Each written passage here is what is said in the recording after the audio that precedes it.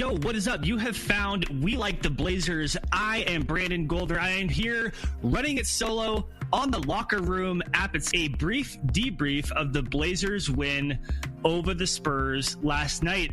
I'll do a mini little recap, and then I will talk about three things that I saw from that game that I think are going to be useful, or rather things we can take away from the game that we can use to think about the Blazers moving forward. So first, a quick recap. The Blazers beat the shorthanded San Antonio Spurs 124-102. The Spurs were missing a bunch of people, so this was definitely not like the Blazers beating a full strength Spurs, but still a really, really good win in that they completely crushed them after the first quarter or so. A couple notable stats: Damian Lillard going for 30, always good to see. Speaking of limiting minutes, Yusuf Nurkic only going for 21 minutes, but going for 17, 9, and 5 in those minutes, and I will talk about that in just a little bit. Norman Powell had 18, including a crucial fourth quarter push when the Blazers really had to stomp on the Spurs' throats, and I will talk about that too. Blazers had a decent amount of garbage time in this game, so there aren't, like, you can't look at the stats and be like, oh, I'm going to take stuff away from just individual stats, but there are some things that I think will be helpful for the last couple regular season games and for the playoffs, and I will get to that in a second. But just a couple more quick recap-y type of things. The Blazers now find themselves in sole possession of sixth place. They're about a half game behind the Mavs and a game and a half ahead of the Lakers. But remember, the Blazers do have that tiebreaker with the Lakers and with the Mavs, which is useful. It's odd, and Ryan and I talked about this on the full We Like the Blazers episode with Ben Golliver yesterday. If you haven't checked that out, please scope it. But if the Blazers end in a three-way tie with the Mavericks and Lakers, despite having the individual tiebreaker over both of those teams, the Mavs actually win that three-way tie by nature of them being the division winner. That's kind of dumb, but it's looking more likely that the Lakers are gonna fall behind a little bit, which is good news to the Blazers. And no, the Mavs don't have the toughest schedule, but the Blazers, their last four games playing the Rockets, Jazz, Suns, and Nuggets, some of those teams may be resting. So nothing is really set in stone at this point, but the Blazers are probably most likely to end somewhere between 5th and 6th, and probably most likely to play either the Clippers or the Nuggets. More on that later. But for right now, I did want to get to just those three things that I saw from last night and what it might mean moving forward. Quick shout out to the other person in the room, Eric. What's up, man? If you want to say anything or have any thoughts from last night, would be happy to hear from you. Again, I'm just trying to use this app. Haven't really used it a ton before. This will be turned into a podcast, so don't feel obligated. But if you do want to jump in and say anything, that'd be dope. So the first thing I saw from this game that made me feel very, very encouraged moving forward is seeing Nurkic as a facilitator. He looks healthy. I don't think it can be understated. I think everybody in Blazers media, and even now a little bit in national media, are starting to understand again that when Nurkic is healthy, he is their second most important player. Doesn't mean he's their second best player, but it means he's their second most important player. So I mentioned before, Nurkic in those just 21 minutes going for 17, 9, and 5. What I saw last night, it wasn't just about the 5 assists. That was great. All 5 of those assists came out of the high post. It's the fact that Nurkic is able to start at that high post. He can take 1 or 2 big dribbles and get to the rim. He can take a dribble and start backing people down, or he can just kind of hang out at the high post and let everybody else move around him. We saw one play in particular where he was just kind of chilling at the high post, and then Dame comes streaking and slashing in from the left wing, and Nurk found him at the rim. That kind of stuff, that ball movement, that off ball movement, players moving off of the ball handler is something that we really, really want to see. And I think is incredibly important to the Blazers maybe being successful in the playoffs, particularly because what is the big bugaboo for the Blazers in the playoffs? What has been haunting them for years It's when Dame gets trapped. So if you have a big guy who's used to hanging out at the high post, who's used to making screens up top, and he's able to facilitate out of that position, that may not be the answer to Dame being trapped, but it's definitely an answer, and it's very, very important, again, for this team moving forward. The other thing to watch for when Nurk is facilitating, his screen assists. He is one of the best, most powerful screeners in the game. I would invite you, honestly, like at some point, the last couple of games or even during the playoffs, just literally ignore anything else that's happening and watch when Nurkic sets screens. It's unreal how big of pockets of space that Yusuf Nurkic is able to create with those screens. And those are leading to screen assists, but they're also leading to screen assists and then actual assists. There was this one play where he handed the ball off to CJ, immediately screened him, and CJ got an open shot. So that's both a screen assist and an actual assist at the same time. So seeing Nurkic as a facilitator, yes, I understand the Spurs were shorthanded. There will be teams who can match up against Nurkic a little bit better, but it's extremely, extremely encouraging to see him as a facilitator. I think that is literally the wrinkle that will make the Blazers more dangerous in the playoffs. So that's the first thing I took away. The second thing I took away was seeing what Norman Powell did in the fourth quarter. So I was watching this game, and at the end of the third quarter, the Blazers were up by 15. And in my view, being up by 15 with one quarter left is literally like right on the borderline of putting a team away. And I was kind of thinking, like the next couple minutes, if the Spurs can get this down to like single digits to like 8 points, 7 points, that's a lot different than if the Blazers can more or less, tread water or maybe even extend their lead. And at the beginning of that fourth quarter, you saw Powell literally just like bulldozing people and getting to the paint again and again and again. And look, sometimes Dame and CJ, oftentimes they play at a slower pace. Neither Dame nor CJ are huge, like I want to go fast break or I just want to go downhill right away. Obviously, Dame can do that, and obviously CJ is super slippery in the mid-range, and so the effect can be kind of the same as just piercing the defense. But watching Norman Powell just take it upon himself to just plow into the paint again and again and again was really, really important. And I mean, it was noticeable as it was happening.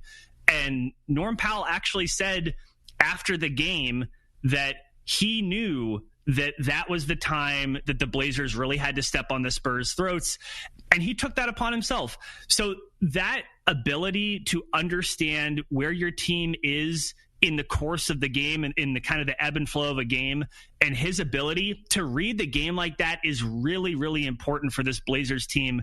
Norm Powell is disruptive in a really positive way, and it gives the Blazers something besides Dame and CJ. And then I would argue Nurk as a facilitator.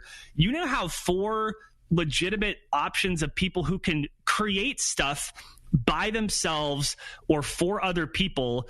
That, I mean, that is extremely valuable. And I know it's maybe a little bit overstated that, Norm Powell has championship experience, but that kind of stuff actually really does matter.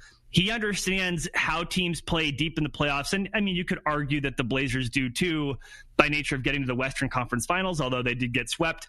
But really it was just really encouraging to me that you had somebody on the team who wasn't one of your best players, knowing basically time and score and knowing how important it was to put the Spurs away in that moment. It was something I was thinking at the end of the third quarter, and he did that. And that was just awesome to see.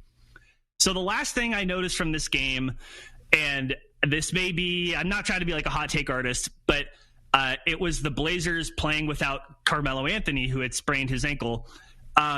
The effect of that, there were a couple different things that came from that. One is that Anthony Simons, he played more minutes during that game than he's played in about a month.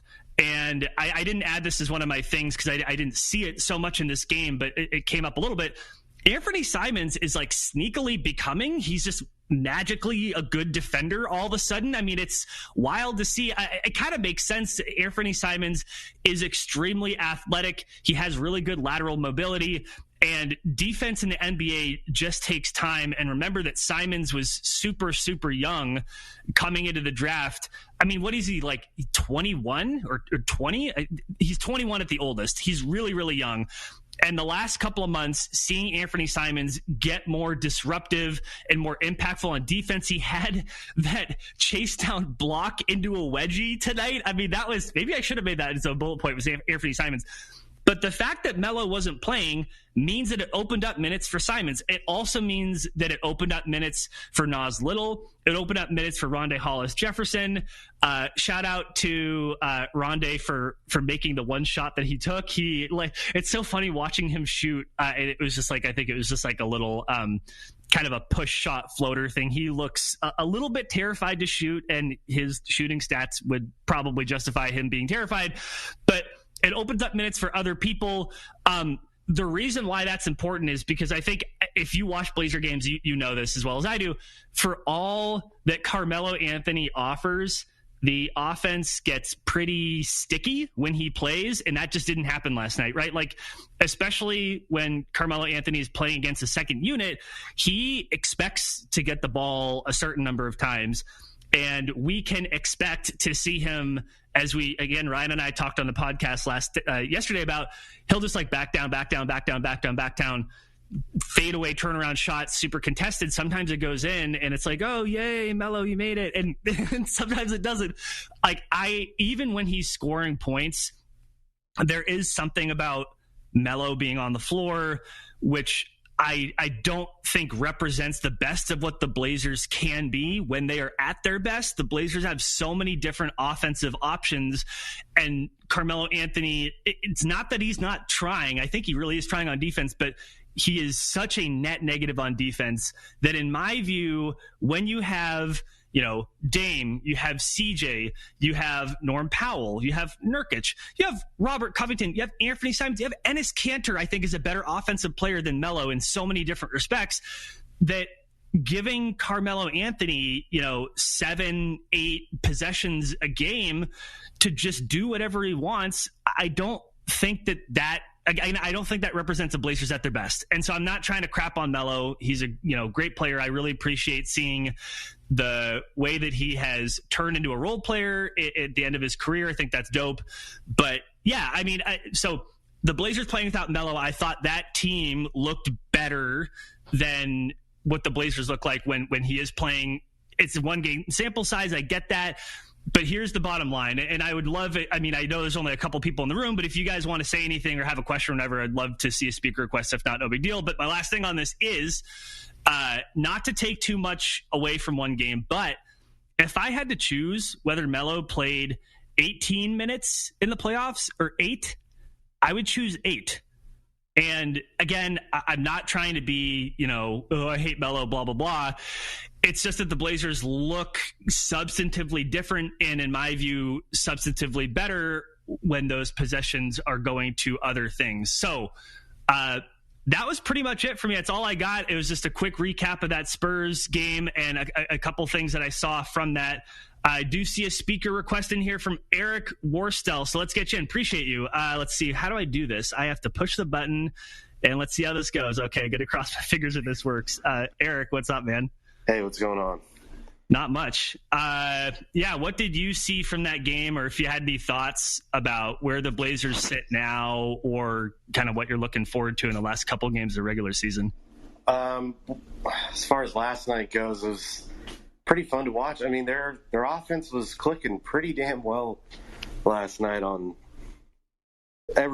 most facets. I mean, I know they missed a number of shots early to give them what I think they had 18 offensive rebounds last night, which is great. I mean, you're also dominating the glass. I think they had season high of 63 or 68 boards last night. Holy shit! Yeah, you're right. I just saw that. That's wild. So that part's it's encouraging to me. I also thought Spurs were a little shorthanded, as you said. But that said, this team is playing pretty good defense, especially with certain lineups out there right now. And it's, I don't know, almost a complete 180 from where we were last year, or earlier in the season. So kind of like you said, Nurk being back is huge on both ends. Being able to take the ball at the top of the key, do some high lows, run picks around him, run guys around him, and then pick and roll. Like you said, he just takes up so much space. I don't know if it's like people forget how big of a guy he is. I mean, he's a solid 7 foot and 280, something like that. Yeah, he's huge. So, to your point about the defense is a good one. I forgot who it was that shared it, but basically the Blazers' current starting lineup is it has among the best defensive ratings in the NBA, which is crazy to me. It was at 503 Blazer fans. Yeah, that's it. Yeah, good call. Good shout out. 280 minutes so far with Dame, CJ, Norm, Rocco, and Nurk, and they're fifth in offense at 115.5, first in defense is at 102, and first in net rating at a plus 13.5. That is damn impressive.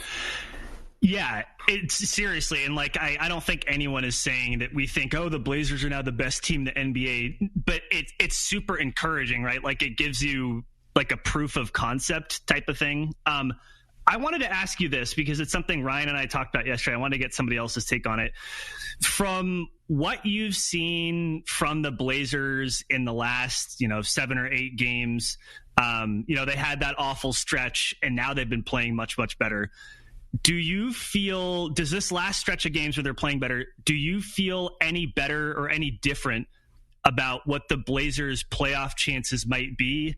Do you think that this has changed your opinion on how deep the playoffs might end up for the Blazers?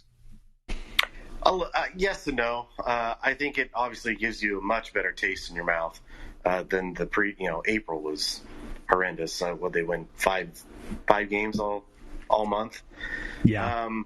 But at the same time, they're still going to have their deficiencies that they have shown. So I think Danny Meringue said during their post-game show last night, I'll kind of wait and see what the matchup is and stuff, because a lot of this is going to be based on what matchup they get in the playoffs. If they get the Clippers, I think it'll be a fun series. I don't know if we beat the Clippers in 7 games, but if you get someone like Denver, if they can somehow get to the 5th spot, then I don't think they have enough in their backcourt to either stop or necessarily hang with Dame, CJ, and then if you want to include Norm into that. And I think Nurk matches up pretty good against Jokic as well. So. Yeah, I pretty much agree with everything you said. I mean, I will admit that what I thought of the theory of the Blazers at their best, I just had not seen that at all, and so I was feeling pretty discouraged. And I think that the competition hasn't been as good, but I think that we're starting to see that what we thought the Blazers might look like at their best, they're showing some of that, and I think that that's encouraging. I'm trying not to get too far ahead of myself. Yeah. But I think I was talking with my buddies yesterday. It's nope, we're winning it all. Yeah. Fuck it, get the banners ready. Yeah, exactly. I totally get what you're saying. I think part of that is just, honestly, it's being a Blazers fan. I can't get too ahead of myself. I've seen it crumble too many times. Yep. No, I'm with you on that. Well, cool. Hey, thanks, Eric, for jumping in. Appreciate you. Heck yeah. All right. Well, I think that's pretty much going to do it. Successful test of the locker room app for the first time actually recording this, and I was able to plug in my microphone into my phone, which is kind of cool. Shout out to Android. By the way, if you're using Android and you can't get the locker room app, I don't remember whether or not they've actually put it publicly available on the Google Play Store, but if you check out the locker room Twitter account, there is a way to get to a link to get the Android app. I guess actually, if you're listening, no, because you can be listening to the pod. So yeah, if you're listening to the pod, not on the app, and you want to get the app and you have an Android, then you should just dig around. There is a link to get it. If you need help finding it, you can check me out at GoldbergPDX and check out our show. It's We Like the Blazers. You can check us out at WeLikeTheBlazers.com or at like the Blazers on Twitter, because there is a Twitter character limit and I could not get the "we" in there. So it's just like the Blazers on Twitter. Thank you to Eric for jumping in. Appreciate you. And thank you all for listening. Excited to see what the last 4 games of the regular season hold. Try not to get too far out of myself, but it's kind of hard not to be excited when they're playing this well. Going to try to carry that energy forward. And until next time, thank you all. Go Blazers, and have a good rest of your Sunday.